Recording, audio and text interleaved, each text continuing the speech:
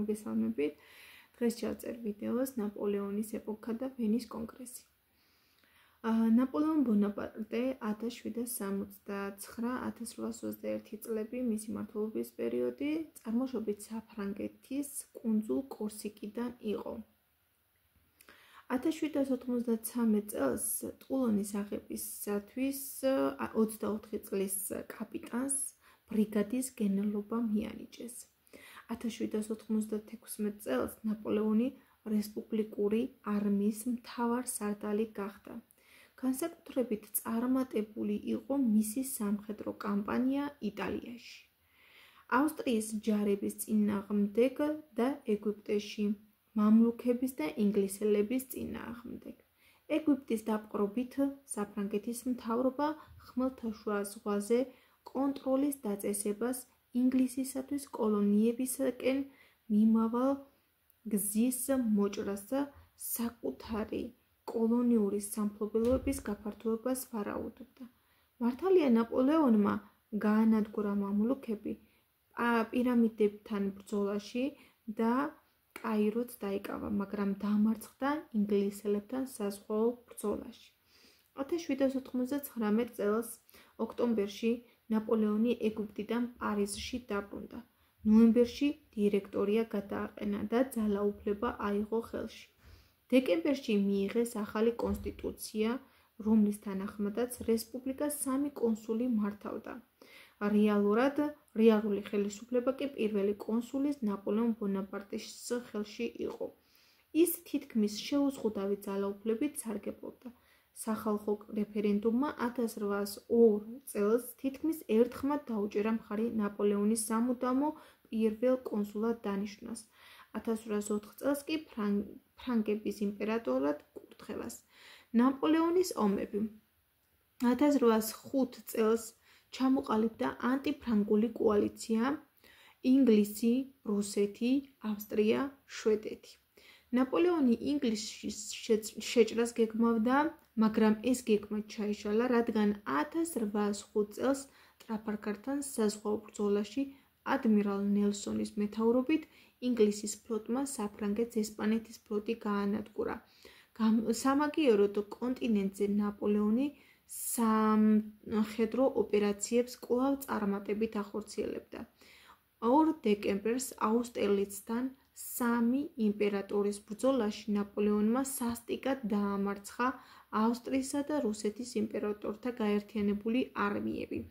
აუსტერლიცის ბრძოლის შემდეგ ავსტრია იძულებული გახდა ზავი დაედო საფრანგეთთან და დიდი კონტრიბუცია გადაეხადა.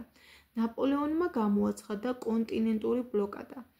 მას საფრანგეთზე დამოკიდებულ ყველა სახელმწიფოს აუკრძალა ინგლისთან ვაჭრობა და ბრიტანული საქონლის ევროპაში შემოტანა. 1807 წელს ნაპოლეონმა დაამარცხა პრუსიისა და რუსეთის გაერთიანებული არმია. ქალაქ ტილზეში დაიდო რუსეთ-საფრანგეთის ზავი. რუსეთმა ევროპაში მომხდარი ყველა ტერიტორიული პოლიტიკური ცვლილება ცნოდა ნაპოლეონის მიერ გამოცხადებულ კონტინენტურ ბლოკადას შეუერთდა. 1808 წელს ნაპოლეონი ესპანეთში შეიჭრა და ესპანეთის სამეფო ტახტზე თავისი ძმა დასვა. ნაპოლეონმა რუსეთში სალაშქროდ 600,000-იანი არმია შეკრიბა და 1812 წელს რუსეთისაკენ დაიძრა. იმპერატორმა ალექსანდრე I-მა რუსეთის არმიის მთავარსარდლობა გენერალ მიხაილ კუტუზოვს ჩააბარა. მისი მოადგილეები იყვნენ გენერლები პეტრე ბაგრატიონი და ბოკლაი დე ტოლი. გადამწყვეტ ბრძოლაში ბოროდინოს ველზე რუსეთის არმია დამარცხდა. კუტუზოვმა მოსკოვის დაცლა და უბრძოლველად დატოვება. გადამწყვეტ ბრძოლაში ბოროდინოს ველზე რუსეთის არმია დამარცხდა. კუტუზოვმა მოსკოვის დაცლა და უბრძოლველად დატოვება გადაწყვეტა. 2 სექტემბერს ნაპოლეონის არმია კუტუზოვის ბრძანებით გადამწყვარ მოსკოვში შევიდა. რუსეთის არმია პარტიზანულ ომზე გადავიდა. მკაცრმა ზამთარმა, შემცირებულმა პროვიანტმა და რესურსებმა გატეხა ნაპოლეონის არმია. კუტუზოვმა მდინარე ბერეზინაზე სასტიკად დაამარცხა ფრანგები. ნაპოლეონმა არმიის სარდლობა მარშალ მიურატს გადასცა, თავად კი პარიზში დაბრუნდა. უკან დახევისას ნაპოლეონ ბონაპარტის არმიას დიდი ნაწილი განადგურდა. პარიზში დაბრუნებული ნაპოლეონი ახალი არმიის შეკრებას შეუდგა. მის წინააღმდეგ რუსეთი, პრუსია და ავსტრია გაერთიანდნენ. 1813 წელს ოქტომბერში ლაიფციგთან გადამწყვეტ ბრძოლაში, რომელიც ისტორიაში ხალხთა ბრძოლის სახელით შევიდა, რადგან ამ ბრძოლაში 9 მილიონზე მეტი ადამიანი მონაწილეობდა, ნაპოლეონი დამარცხდა. 1814 წლის მარტში მოკავშირეები პარიზში შევიდნენ. ნაპოლეონი იმპერატორობიდან გადააყენეს და საფრანგეთის მეფედ ლუი მე-18 გამოაცხადეს. ლუი მე-16-ის დასჯილი ძმა ლუი საფრანგეთის რევოლუციის დროს სიკვდილით დასჯილი ლუი მე-16-ის ძმა. ნაპოლეონი კუნძულ ელბაზე გადაასახლეს, თუმცა მან ისარგებლა არასტაბილური ვითარებით და 1815 წლის 1 მარტს პარიზში ტრიუმფით დაბრუნდა. მეფე თავისი ამალით საზღვარგარეთ გაიქცა. ნაპოლეონის წინააღმდეგ სასწრაფოდ გაერთიანდნენ ევროპის მონარქები. 1815 წლის 18 ივნისს ნაპოლეონის არმია ინგლისელთა და პრუსიელთა ჯარებმა ვატერლოსთან ბრძოლაში საბოლოოდ გაანადგურეს. მოკავშირეებმა პარიზი დაიკავეს. ნაპოლეონის 100-დღიანი მმართველობა დასრულდა. საფრანგეთში აღდგა ბურბონთა დინასტიის მმართველობა. ამჯერად ნაპოლეონი წმინდა ელენას კუნძულზე გადაასახლეს, სადაც 1821 წელს გარდაიცვალა. ვენის კონგრესი. გამარჯვებულმა სახელმწიფოებმა ვენაში მოიწვიეს კონგრესი, რომლის დასკვნით აქტს 1815 წლის 9 ივნისს მოეწერა ხელი. ვენის კონგრესით იწყება ახალი ეტაპი საერთაშორისო ურთიერთობებში. ამ ეტაპს ვენის სისტემას უწოდებენ, რაც გულისხმობს საერთაშორისო სადავო საკითხების მშვიდობიანი მოლაპარაკების გზით გადაწყვეტას. საფრანგეთის საგარეო საქმეთა მინისტრმა მორის ტალეირანმა შეძლო დამარცხებული საფრანგეთის გადარჩენა და დაარწმუნა ევროპული სახელმწიფოები, რომ უმთავრესი იყო ევროპაში წონასწორობისა და ბალანსის შენარჩუნება. პასუხისმგებლობა ეკისრებოდა დიდ სახელმწიფოებს, დიდ ბრიტანეთს, საფრანგეთს, პრუსიას, ავსტრიას და რუსეთს. მალე საფრანგეთმა, ავსტრიამ და ინგლისმა ჩამოაყალიბეს საიდუმლო კავშირი რუსეთსა და პრუსიის წინააღმდეგ. ვენის კონგრესის დასკვნითი აქტმა დაამტკიცა შემდეგი ტერიტორიული ცვლილებები. ვარშავის საჰერცოგო პოლონეთი გაიყვეს პრუსიამ და რუსეთის იმპერიამ. პრუსიამ მიიღო რაინის მარცხენა სანაპირო, ავსტრიას გადაეცა ვენეცია და დალმაცია. შეიქმნა საერთო გერმანული კავშირი და ნიდერლანდების სამეფო. ეხლა კი ვისაუბრებ რევოლუციები ევროპაში და საფრანგეთში მე-19 საუკუნეში. ახალი იდეოლოგიები ევროპაში 1815 წლის ვენის კონგრესზე მიღებულმა გადაწყვეტილებებმა ევროპაში შექმნა დაძაბულობის მრავალი კერა, რომლებიც მალევე რევოლუციებში გადაიზარდა. საფრანგეთის დიდმა რევოლუციამ ევროპაში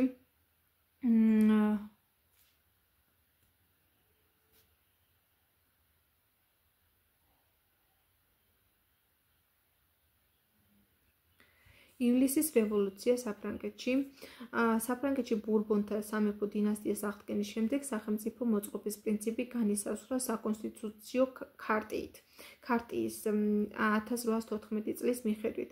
აღმასრულებელი ხელისუფლება მთლიანად მეფის ხელში მოექცა. საკანონმდებლო კი გადანაწილდა მეფეს ერთა პალატას და წარმომადგენელ პალატას შორის. ლუი მე-18-ის და შარლ მე-10-ის მეფობის ხანაში საფრანგეთში იმატა უკმაყოფილება მმართველ დინასტიის მიმართ.